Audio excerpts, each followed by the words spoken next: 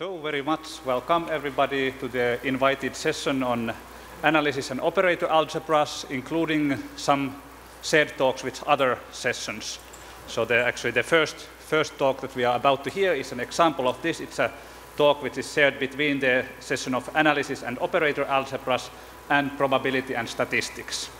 So the talk will be delivered to us by Dmitry Chelkak, he was born in 1979 in Leningrad and got his PhD in the same place in 2003. At the time it was called St. Petersburg.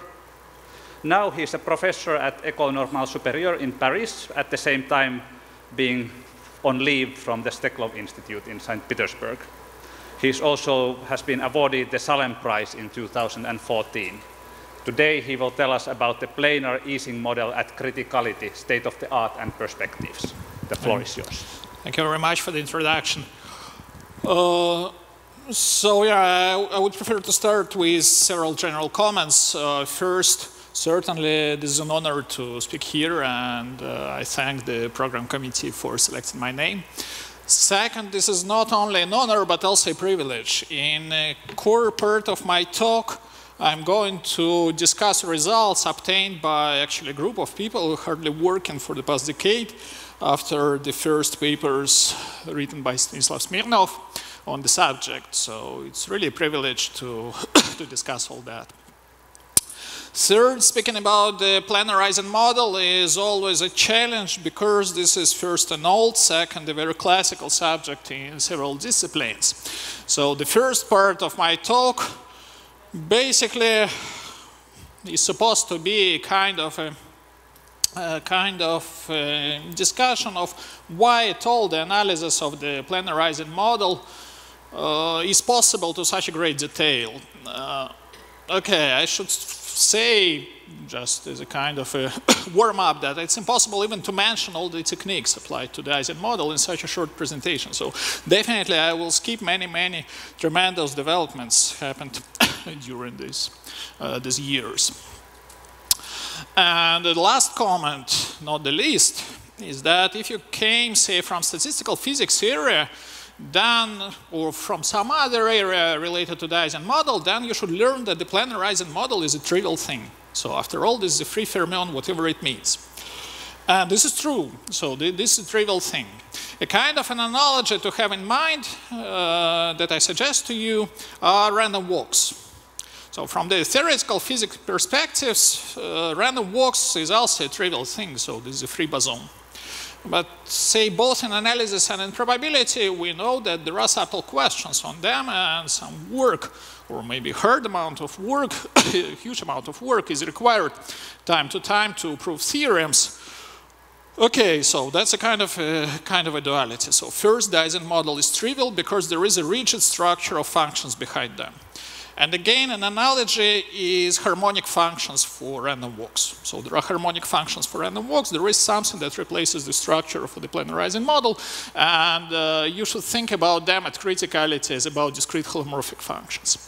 And second, okay, this is exactly this triviality, the existence of such structure, allows one to prove, okay, some results. Interesting or not, that depends on your test. Okay, the very last part of the talk are some recent developments. We will see whether I have time to discuss this or not. And in the abstract, actually one should change the modality of the abstract now. So this is an ongoing work, and in the abstract it's written it might pave the way to the universality. Actually, I believe it does. No. Okay, so let us start. What is the Ising model? So just definitions. First, of course, it was introduced not by Ising, but by his PhD advisor, Lance. Okay, what you do, you have a planar graph, you are given a planar graph, and you assign pluses and minuses originally to vertices, but I prefer the dual picture to faces of this graph. And you do it randomly with some probability distribution. What is the probability distribution? So instead of speaking about pluses and minuses, you can just draw all the edges separating ones from another, just all the collection of loops, like here, provided boundary conditions are fixed, and for this talk, the boundary conditions are always to be plus. this is a one-to-one correspondence. So just every configuration is encoded by a collection of these loops, which are called domain walls. And then the question, what is the probability to see such a configuration? And the down-to-earth, so that's a standard formula, but the down-to-earth way to view it is the following. For every edge, there is a price to be taken. And this price is denoted by x. So x is simply a price for an edge to be drawn. Okay. So then that's some random distribution, and at this point, of course, you do not see any holomorphic functions. Just an example that I suggest you to have in mind, just a particular situation to have in mind for a big part of the talk, is a square grid, all the prices to be the same. Okay, still there is one parameter. In physics terminology, this is more or less the temperature. So there is a temperature involved in the US system. And okay, this T is a true temperature. This X is something in between 0 and 1 with the same monotonicity.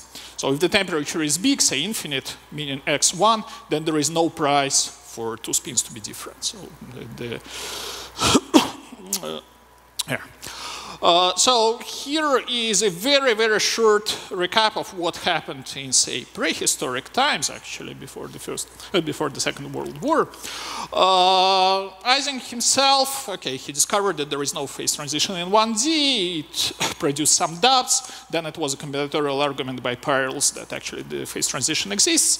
Then Kramers and Vanier, they found or predicted a value of that. And then it was a breakthrough work of Ansager in 44, who actually proved that indeed this system, when you vary T, the same you vary X on the square grid, it exhibits the shape phase transition, and I'm going to comment in a second what it means. And that was exactly the place where this free fermion appeared. Okay, we will see it in some different language in this talk. So how one should think about the phase transition? The first way is just to think about spin-spin correlations. Imagine you pass somehow to the infinite volume limit. I'm slightly cheating here because, okay, I started with bounded domains, now that's infinite volume. But in fact, you can do it both below and above criticality and the criticality as well. And you ask about the product of two spins. So you ask what is the expectation of the product of a spin here and the spin there. I will denote this distance by 2n.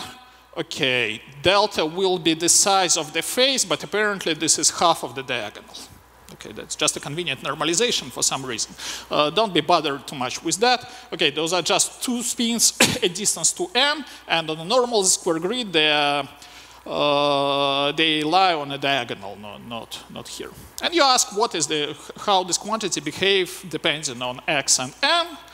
And then the answer, okay, if the temperature is subcritical, is less than this value, then the limit at large distance exists and is positive. So there's two random variables, they fill each other. There is a long range order. And exactly at criticality, this expectation decays when the distance is very large, but what you see is a power law. There is some specific exponent. C is some explicit constant I'm not going to discuss. Okay, something. So what's written here is that there is an explicit formula in terms of factorials, and that's a very classical result, usually attributed to these people. Above criticality, there is an exponential decay. So you see that there is one particular value where the model demonstrates a special behavior, and that would be of the most interest for the rest of the talk. And I should say here that there are many, many results available in the infinite volume, and here is the classical reference, the book by McCoy and Wu. Another modern viewpoint, if you wish, okay, or better to say complementary viewpoint, this might remind you of the lecture of Mike Lawler yesterday. Instead of thinking about spin variables, you think about interfaces, about the same domain walls separating pluses and minuses. And then typical pictures that you see are as follows. Below criticality, these interfaces are going to be straight, at least in the first order. Then there are some fluctuations. This is a question to discuss. I'm not going to discuss that, but that's okay, a question of what they are. They are Brownian, in fact. And then at criticality, conformal invariant thing appears, a conformal invariant curves from Liouvner revolutions, so conformally invariant loop ensembles. And above criticality, it tells should be conformally invariant, at least that's physics prediction. This is not proved yet. And this point is now studied to a very, very good extent. Okay, so there are two ways to see that. And here is a slide, basically, which is supposed to explain why the model is so nice. So there is a bijection between the spin-Ising model and the so-called dimer model.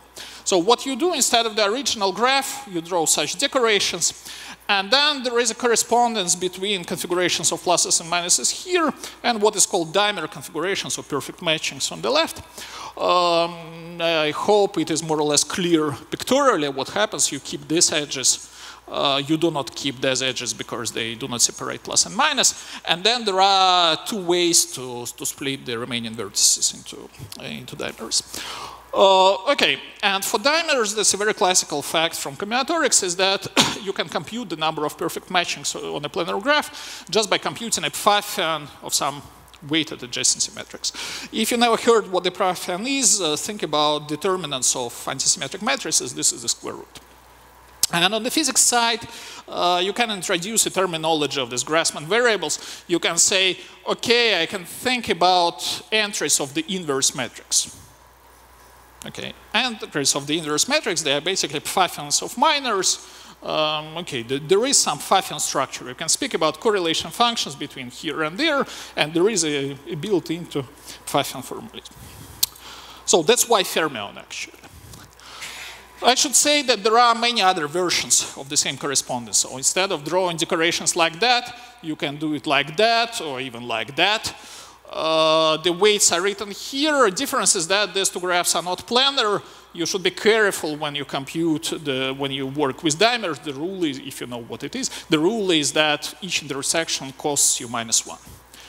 Okay, so these things are purely combinatorial. Kind of a bottom line of this slide is that you can eliminate either all the oriented edges. So these points, they correspond to oriented edges of the original graph. So you can work either with oriented edges of the original graph or with these points which correspond to corners of the original graph. But okay, just not going deep into details, just, okay, there is some matrix and there are some variables indexed either by oriented edges or corners of the original graph. Okay, at this point, they have nothing to do with the analysis yet. I just say something about combinatorics. There are also two other useful techniques you might have heard about. The one is Cuttsworth matrices, and the other is a kind of a new viewpoint on the same observable. Okay, they are time to time called Smirnov's fermionic observables. The message is that all that is equivalent. So there are simple combinatoric equivalents, and you can check this reference if you are interested. Okay, so now, still I didn't tell you what happens with the discrete complex analysis here, but before discussing that, I want to say a word on spin expectations. So imagine now that I'm interested in a correlation of a spin here and a spin there. What should I do? Now, instead of counting all the configurations with the weight, say, with the same positive weight, I can do the following trick. I choose a path from here to there, and I replace all the x's along this path, on edges crossing this path, by -x. Right? By doing that, I simply count the number, on this picture, I simply count the number of edges that separate minuses and pluses. And this makes exactly the effect of computing the product of those spins. Okay, imagine that there are only two. Then, okay, that's what I did. If there were many, then you draw several cats. So the message is that it's a trivial observation, actually, that the spin-spin correlation is a ratio of two pfeifens. So the first is a pfeifen of a matrix I discussed before, and the second is when you add these minus signs. And of course, doing an, okay, so there are two things here to say. Let me start with the remark below. So when you do an analysis, okay, you immediately get this idea. So you actually construct a Riemann surface, you construct a double cover, right? Instead of fixing arbitrary cuts, what you can do, you can say, okay, I have a function on a double cover with this sign flip symmetry between the two sheets of the cover. Okay, so that's the first remark. That somehow functions with functions of type the square root should appear. And the second is a kind of a conceptual thing. So you cannot directly analyze this expectation itself because it's complicated. It involves two matrices which are quite different from each other.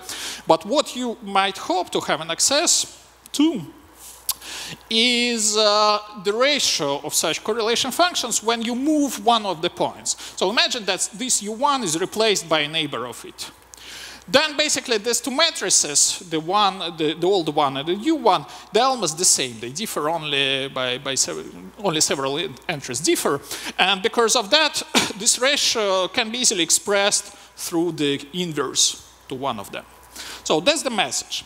To analyze the derivatives, the change of spin correlations when you move one of the points, what you need is a detailed analysis of the kernel of the inverse matrix to this F.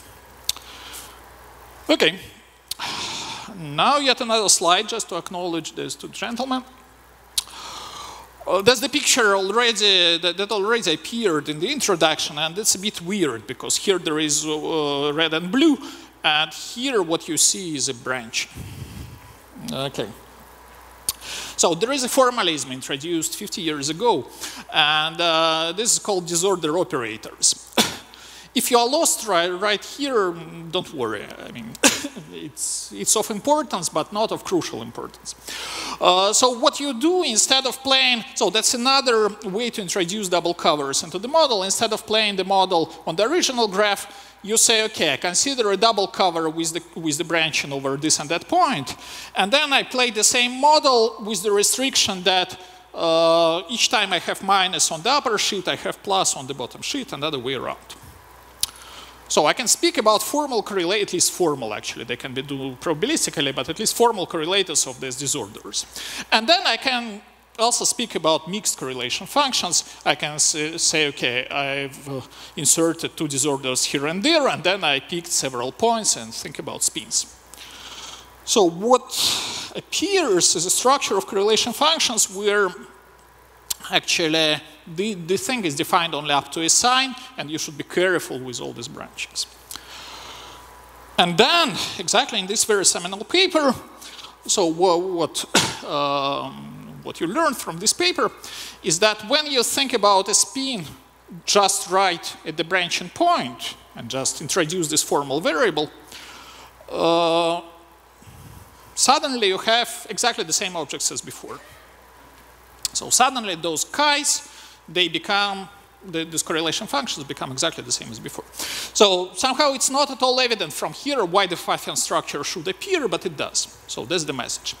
The easiest proof is just to expand combinatorially both sides. And okay, again, I'm not giving any detail here, but just to expand both in terms of collections of contours.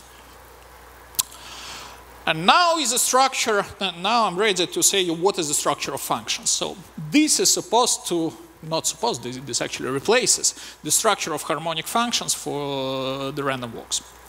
So where do this function live? Those two are vertices of the original graph, those two are faces of the original graph. So they live on the set of corners of the original graphs, just edges linking vertices to faces. And then, okay, they satisfy some equations. What are the equations? Each time you have a corner here, this value is a linear combination of two neighbors, with coefficients being in one-to-one correspondence with the value of x. So at this point, this is just a parameterization. Theta is just a parameterization of the weights x. There is a subtlety. They live not just on the graph. They live on a double cover that's somehow reminiscent of all this story. So okay, the value here is not the same as the value there. So when you go around this face, you change the sign. So these two values, they differ only by the sign. And then it's consistent. So you can easily see that without this double cover and blah, blah, blah, this is simply inconsistent. I mean, this equation simply cannot hold. And that's the main topic of my talk. How to use functions defined maybe on such a weird object to gain the information about the model. Yeah, I apologize for double covers, but there is no way to, to avoid them at this point. Okay, yet again, just one slide. There are many, many well, not many, but there are several other viewpoints on exactly the same equation. So this graph I already showed a picture of. And there is also a way to relate it with bipartite dimers, for those who know what bipartite dimers are.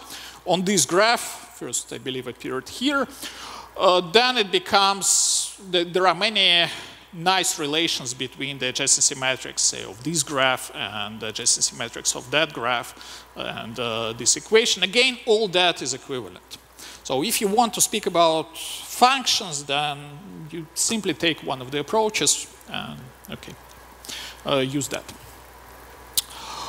Well, just a small remark. If you know what's that about, please read, and otherwise don't care. Okay, and now I want to come back, just as a kind of illustration, to two-spin correlations on the square grid. So as I already said, that's a very classical formula. You may find it everywhere, basically. Now, how one could develop it? It's a kind of a modern derivation of the same formula. So I explained to you that you should think about functions satisfying the defined on corners, and they satisfy some weird relations maybe. But on the square grid in the homogeneous model, when you fix one particular type of corners, say those lying to the right of vertices, then this equation can be rewritten just as massive harmonicity. At criticality, it would be just discrete harmonicity. Each value is an average value of the neighbors. And then what you need to find is a function with such a branching structure, which is harmonic or massive harmonic everywhere. And how would you do that? So you might notice that first you can do a Fourier transform in horizontal direction. So then you simply have a sequence of functions labeled by the vertical coordinate. And then trivial combinatoric implies you that the one corresponding to the horizontal line must be polynomial. Those values, they actually vanish. So it has only finitely many non-vanishing Fourier coefficients. And then you simply write down what are the conditions, what are these conditions, what are the conditions on the real line, and you immediately see that this function must be an orthogonal polynomial with respect to some simple real weight. So basically, to compute the ratio of these two expectations corresponding to two different ends, you need to analyze some orthogonal polynomials. Criticality is going to be just Legendre polynomial, so that's a very straightforward computation that can be done in 2 pages now. So originally it was considered to be very hard. What's the punchline? The punchline, yet again, is that the object you have access to is not the spin correlation itself, but the ratio of the two when you move one of the points. And then it's a question how you analyze the limits of such things. Okay, now I come to conformal invariance result, and here is yet another notion, because at the very end I'm going to discuss a generality in which these results can be obtained. So this is a notion of an isoradial graph. So remember I told you that there is a useful parameterization of weights x, this theta. Now I assume that this theta has also a geometric meaning. So assume that for some reason it happened that our graph is drawn such that all these quads are rhombi. Okay, you may think still about the square grid. Then what happens? Then this is a square, and then theta is pi over 4, sorry, and then we arrive at the value tangent pi over 8, which is exactly the critical value for the square grid. Or you may think about other regular grids. So, or you may think even about some structure built up from this rhombi. This is what is called critical Z-invariant model on isoradial graphs. So that's a particular case. And then, in this particular case, it happens that there is a nice reinterpretation of local equations. How does it work? So instead of considering this observable satisfying strange equation and leaving on the double cover, what you do, you multiplied each of them by the square root of the direction between v and u. And delta, what is delta? Delta is just the common side of all the rhombi. So this is a mesh size. This object leaves, this is a normal function because these branches and that branches as well, so this function on this and the other lift of a corner, they have the same value. And then this equation can be, this propagation equation can be rewritten in the following way. So actually you have a bunch of complex numbers, each of which assigned to a rhombus. And they satisfy the following condition. The projection of this and that neighbor onto a given corner, they're the same. Onto the direction corresponding to a given corner, they're the same. So somehow you are given a bunch of complex numbers, and everywhere there is a direction such that the projections fit. Okay. And this term as holomorphicity was introduced in our paper with Stas Smirnov, just to discuss, to have a short word for that. S actually means spinner, because it comes from spinners. And then there is a miraculous fact on that, which makes the analysis possible. So actually, given such a function, it happens that you can also define a kind of a primitive of its square. It looks a bit weird. So what you do, you define a new function on edges and on vertices and faces. And the rule of the game is that you define the increment from here to there to be x squared. This propagation equation guarantees you consistency. And coming back to this complex valued function, you see that, okay, you cannot see it right now if you never saw it before, but I'll tell you that a natural interpretation is that it should be thought as a primitive of the imaginary part of f squared dz. And in continuum world, you should expect, okay, this was a holomorphic function, this should be harmonic. In discrete, of course, you can't expect such a thing. But what happens is that there is a miraculous positivity. This function becomes subharmonic on vertices and superharmonic on faces. And this allows you to do some analysis. You can now play with random walks on these two graphs and to prove some convergence theorems, etc., etc. So, okay, that's just a computation. We do not know any explanation why it happens. It's just a computation. And now is an example of a theorem, what at all you can do with such things. So this is a theorem okay, of Clément Angler, Kosty Zurov, and myself. Imagine that now you have a shape, a simply connected domain. Actually, it's not necessarily simply connected. We can now generalize it pretty far. Okay, simply connected domain with pluses, and you are interested in correlation of spins here and there. Then there is, then there is such a convergence theorem. So binary scaled by delta minus 1/8 at each of the points. You can say that when the mesh becomes smaller and smaller, then the limit is that. And the limit, what's that? It is a conformally covariant quantity, meaning that when you apply conformal transform, you multiply by derivative to 1/8. And in the half plane, there is an explicit formula. Yet again, I'm not going to give you any detail of the proof. After all, it's rather involved. But the main idea I explained. So you should analyze this kernel, because this is responsible for the change of the correlation function when you move one of the points.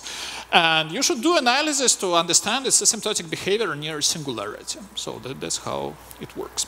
So what is this kernel? It is supposed to be a holomorphic function. This is one of these observables. So with this or that boundary conditions. And okay, you expect that it is approximated somehow by the continuous one, but there is a lot of work here. Just a word on boundary conditions. So what are the boundary conditions for such functions? They are not at all Dirichlet or Neumann. That's of importance. They are of this Riemann type. So at every point at the boundary, you have an argument, a complex sign, complex argument of your function prescribed. But through this trick with integration of the square, actually it's much easier and much better to think about these boundary conditions as boundary conditions for the function h. So for the function of h, which is not discrete harmonic, but okay, has this special structure, the boundary conditions are just Dirichlet. Two brief comments on the structure of the answer. So why this is not, why this is not unnatural. So at first sight, you may say, no, that's weird. Of course, we took it from physics literature, but no, it's weird. So why it is natural? Because what you expect to have in the limit is actually a regularized determinant of this operator. This is actually d-bar operator, though I wrote it in a slightly finer way. So this is an operator which originally acts in the real Hilbert space. Because our functions, they satisfy these boundary conditions, and this is not complex linear boundary conditions, so it acts on the real Hilbert space of functions with these branching points and that boundary conditions. And then you might have heard that there is a way to define this determinants in continuum. This is basically the work of Kyoto School, which was then re-understood by Palmer and Julien Dubeda, who did an impressive contribution to this area. So then, given such a function, given such an operator, what you can also do, you can also pass to the complex Hilbert space. And then it means that you consider this f and f tilde being just two independent functions with these boundary conditions. And then that's a simple Schwarz reflection trick. So you now build up a single function out of f and f tilde. And what you have is this d-bar operator, but not in the half plane, now in the full plane with doubled branchings. So that's why u's and u bars actually appear in this formula on the same foot. So that's why this answer is not that unnatural as it could look like. Then what you can do with this result, actually people built up on this result several things. So first you can study the convergence of random fields. So you have a non-trivial, non-Gaussian random distribution in the limit. You can study disordered relevance results and so on and so forth. So basically you have a kind of a, let me just repeat, a kind of a non-trivial field in the limit with some interesting properties. Okay. Now I'll pass, yet another slide. If for some reason you are here and not in the other room, but still from mathematical physics perspective, you can advance in the direction of understanding the conformal field theory on the lattice. So in the direction of, say, Yellow Book or the book by Massard. Okay, what is known up to date? We can do convergence for fermions and energy densities. We can do mixture of all these objects. So we can do fusions of this and that operators and so on. And moreover, okay, these gentlemen, they can introduce the action of the Virasoro algebra on local fields and so on and so forth. So that's really an active area. Message is that okay, good understanding of this underlying structure of functions allows you to prove convergence of more or less whatever correlation functions you wish now after all the techniques has been developed. Now several slides on the geometric point of view. It was the first was more like a report on correlation functions, and now a report of what's known on interfaces. So the first theorem was announced and was proven 12 years ago by Smirnov. That's a famous result, that the Ising interfaces, they do converge to SLE3, and what is called FK Ising interfaces, I have a comment on the next slide, they do converge to SLE 6 1/3. Nevertheless, as you can see from this timeline, it took quite a time to develop these results to something bigger. So there are two, say, periods on this timeline. The first, it is about convergence of single curves. So imagine that somehow you specified a single curve in your picture, so you do not worry about all the smaller loops, just one curve. Then how to describe this limit? And then there is another question. If I want to understand the limit of the full collection of loops, how should I proceed? Okay, that's the content of all these papers. Apparently, okay, 2 years ago, it was more or less finished. So just a small comment on what is the FK Ising model. What you do is as follows. Imagine that you're already given a configuration of spins. Then you sample percolation on clusters. So for each edge, which might connect spins of the same color, you decide whether it remains open or closed, okay, with these probabilities. And then what you have is even more fractal configuration. So that's why this is more fractal than that, because you declare many, many edges here and many, many edges there closed. Okay, if you never heard about that, never mind. If you heard that, that's just a reminder. So now CLE was more or less introduced yesterday. And okay, what are the loop ensemble? Imagine that I want to describe all the loops appearing in the spin Ising model simultaneously. So imagine that this was a collection of all the loops separating pluses and minuses in the Ising model. That's not realistic because actually, okay, if it was a cluster of minuses, then inside of that it must be a cluster of pluses again. So it should be nested. But okay, imagine first I focus on first level loops. Then, okay, what this ensemble should, what are the properties of this ensemble? It should be conformally invariant because we expect conformal invariance in our model. And it should satisfy the domain Markov property. This is a picture from that paper actually. Each time you take a deterministic shape here and you withdraw all the black loops that intersect this shape, then in the remaining components, what you should see is the same conformal loop ensemble. And then there is a canonical, okay, that's an axiomatic description. And then there is first a canonical way to construct such an object. What you do, you sample Brownian loops, the Poisson process of Brownian loops, you take outermost boundaries, and okay, you are done, and it's not that hard to check that it satisfies these properties. And second, there is a very important theorem due to Scott Sheffield and Wendell and Werner, is that that's the only possibility. That the axiomatic description actually is strong enough to guarantee that this object arises. And then, to get a nested ensemble, you iterate inside of each of the components. Okay, this might be sloppy, again, if you never saw it before. What is an idea of this slide is that, okay, there is a way maybe to construct a loop ensemble out of single curves. Okay, imagine that you have an access, say, to the behavior of a single curve. But that's a complicated procedure. And this gives rise to subtlety in the passage from a single curve to a loop ensemble. Basically, how, as far as I understand, both these proofs go, is the following. You start observing these interfaces roughly one by one. Okay, at least starting from the boundary to inside. Then, okay, this is an iterative exploration procedure in any way. I'm not going to go into details, just, okay, if you heard about that, read what's written here. But then somehow there is a problem. So you do this exploration in discrete, you do the same exploration in continuum, and you know that each particular step in discrete is close to each particular step in continuum. But still, you should control that the whole algorithm does not deviate one from another. So you need to control stopping times, etc.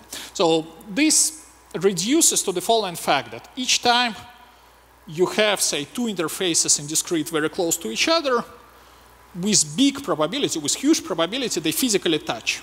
They cannot be very close microscopically and not physically touching in these circumstances. Okay, and this is an area of what's called crossing estimates. Just two slides on crossing estimates. Second slide is to illustrate what type of analytic problems you might be needed to solve to deal with, to mate these objects.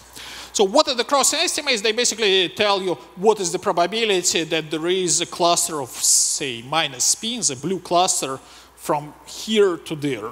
Say in a rectangle, what is the chance that you have, okay, crossing, a blue crossing of this rectangle. And there is a well-developed framework telling you that actually when such a simple estimate is proven, if you are familiar with RSW, just check this proof because what I'm using is not a very canonical version. I use here self-dual conditions. If you are not, don't care. But there is a well-developed framework that basically tells you that, okay, to check the probability of a crossing of rectangle with the self-dual boundary conditions on every scale is enough to guarantee that all the interfaces are regular enough, they're Hölder. In the Löwner evolution, you can pass to the limit as well. There are exponential models, moments, and so on and so forth. So this is somehow what is called a classical RSW theory. But then, when you, yet again, when you have an iterative procedure of observing your interfaces, you want to glue these loops to each other. Then you face the following question. Imagine that this was not a rectangle, but rather a rough boundary produced by on some previous step. So you want the same crossing estimates not only in rectangles, Apparently, there is no way to reduce this to that by monotonicity, at least. We do not know that. You want these crossing estimates in shapes of whatever form you have no control of. Again, just think about random walks. So the statement you want is the following. Provided the effective resistance between this and that side, or discrete extremal length, depending on what is closer to you, is bounded from below, the partition function of random walks going from here to there is also bounded from below. That's a very naive statement, especially because the effective resistance is itself the partition function of random walks, though with reflection on this and that side. So you know that for random walks, it's quite probable to traverse from here to there being reflected from these two sides. And what you want to say is that it is still probable, they still have reasonable chances to traverse with absorbing boundary conditions. Okay, very natural statement, but you want it uniformly with respect to all the possible shapes, and this becomes a bit more delicate. Well, that's a theorem. You can try to invent your own proof of that. So just an example of what analytic type questions can arise in this field. Okay, we started, we use pure combinatorics, and it leads to basically geometric function theory, I would say. Okay. Now, in the remaining 5 minutes, I want to discuss recent progress on all that. So somehow, until recently, a situation with this planar Ising model with convergence to conformally invariant limits was not that satisfactory. Why? Just using the parallel with random walks. For random walks, we know that, say, in whatever periodic setup we start, the limit, the Brownian motion, is always the same, and that's a kind of a very canonical. There is a very canonical way to prove it, if you wish. So what's that? So what I want to do, I want to describe a bit a generalization of all these results to general periodic graphs. So imagine now that instead of the square grid, or maybe triangular grid, or something other regular isoradial, you have a periodic graph, for instance. Maybe even a more generality. So of course we're interested in as general tools as possible. So, okay, imagine that you want to prove the same question for random walks. Then there is a geometric tool to do that. That's the barycentric embedding. So you take your periodic graph, you embed it barycentrically, which would mean that all the discrete harmonic functions, they are now both coordinates, sorry, they are now martingales for the random walk. And then you prove convergence to the Brownian motion, say using martingale central limit theorem. Something like that. So what you might be interested in is a kind of an analog of the same construction for the Ising model. At least it sounds very natural. And again, periodic graphs here is just the simplest possible setup. So what I suggest to think about is just general weighted graphs. Okay, first, of course, in this theorem, there is a word critical, and it's not that clear what the word critical means in these circumstances. There is actually an algebraic condition on weights. Okay, I don't have time to explain it, but okay, there is just a polynomial condition on weights of particular edges on the torus that guarantees you criticality, that indicates you criticality, better to say. And here is a recap of isoradial setup. So what happened in the isoradial setup? If it was a rhombus, it was this funny etc here, which basically was the square root of v minus u. And the trivial message, which one can check immediately, is that in the isoradial setup, this is a solution to the propagation equation itself. So this pretty much reminds the picture with barycentric embeddings in a sense. So it suggests the following. So what you can do. So I'm almost done. So what you can do. Another version of the criticality, another reformulation of this criticality condition is just to say that, okay, when this algebraic condition holds, then there exists two periodic solutions to this propagation equation. Just think about gradients of harmonic functions for random walks. And then, okay, this is an abstract, now this is an abstract graph that I want to draw in this or that way. And I can simply say, okay, let me take one periodic solution, complex valued, let me square it, repeating what happened in the isoradial setup. And let me define the embedding of my graph, a drawing of my graph, like that, using this solution. Okay. The first remark is that instead of rhombi, we now have general tangential quads. A second remark is that it's not satisfactory because the original picture was up-down symmetric, and this doesn't look up-down symmetric. This shouldn't be a good candidate.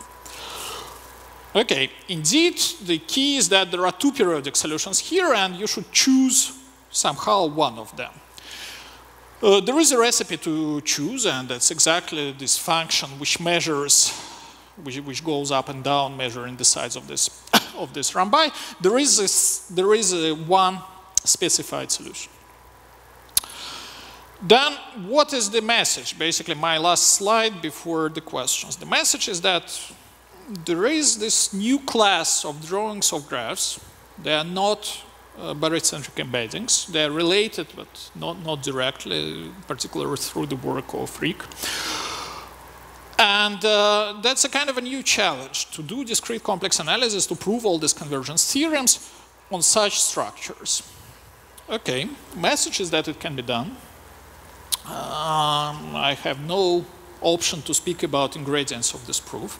So that's really kind of an analysis. So you develop an a priori regularity theory for such functions.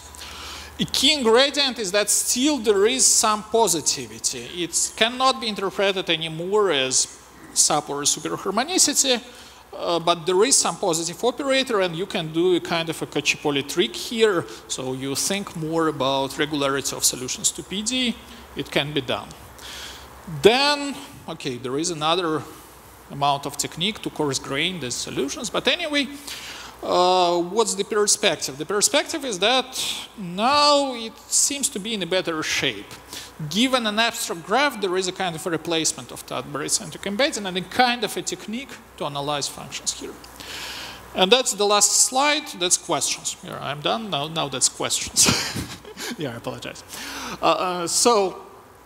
Okay, still, this subject, say, even in the periodic setup, there are many things to do. For instance, this strong RSW theorem, this delicate estimates with crossings of rectangles. At the moment, I have no idea how to do them. Okay. What might be more important for those, especially who attended Jason's talk yesterday, is to attack the Ising model in more interesting setups, like in random maps.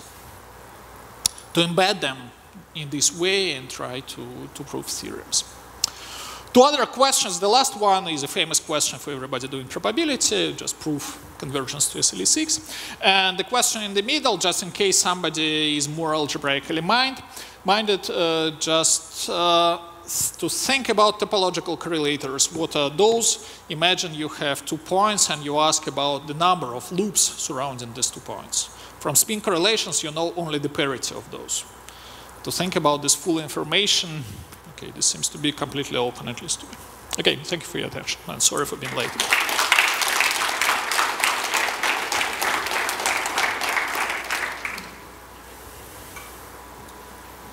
Okay, thank you very much for the beautiful talks. Are there questions to the speaker?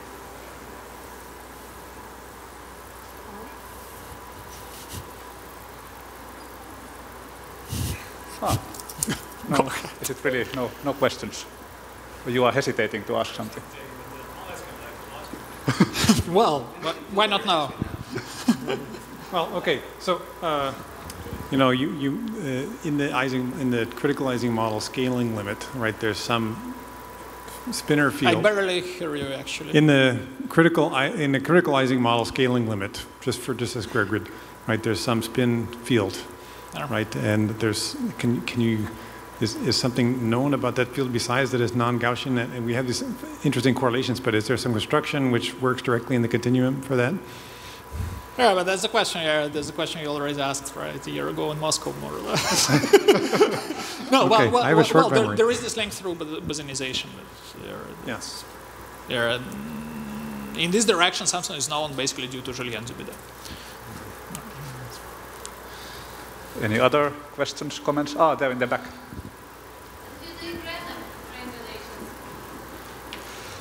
Well, that's in some sense, that's a part of this perspective.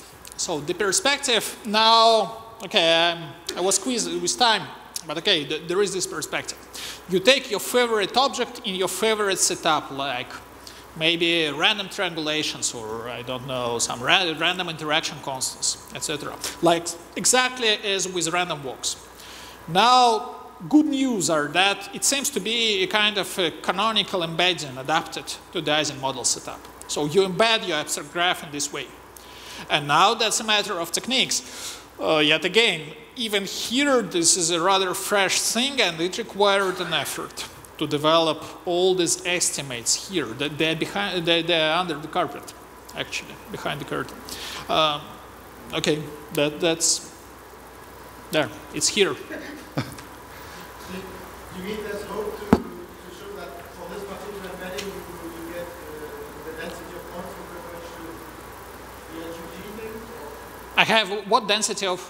I mean, for this particular embedding in the planar map version, decorated planar map version, that the density of points, there is hope to think that this will converge. I believe this must be true.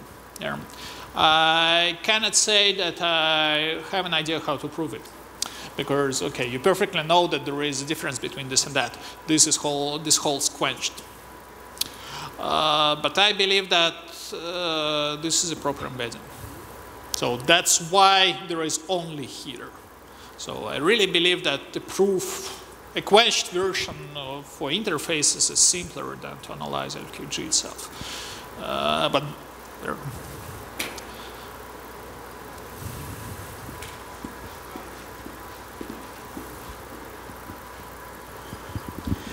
So I was really interested in what you were saying about maybe extending to random planar maps, because that seemed very interesting. But I was wondering if there are other settings that could be considered. One thing that pops into my head, for example, is a random Voronoi diagram where you put points down randomly by Poisson process and take the Voronoi cells. And could you do something along those lines? Yeah, well, then this raises a question. Okay, you start with some geometric model, like you have taken this random Voronoi diagram or something like that and assigned constants. Then again, imagine you worked with random walks. Then to prove convergence, you first re-embed your graph. You redraw it in a barycentric way. So this is a question how far one is from another. I hope that this is the same here. Yet again, you see that somehow it trivial, this periodic is somehow a trivial setup. And even that, even here, this is a fresh material. Well, there are some hopes here, but I cannot answer questions, unfortunately. I apologize. The subject is both interesting and intimidating at the same time. Okay, thanks for saying this. Maybe one more quick question? Or are we all? Oh, you are just scratching the head. Okay, I think we are clear now, so let's thank the speakers.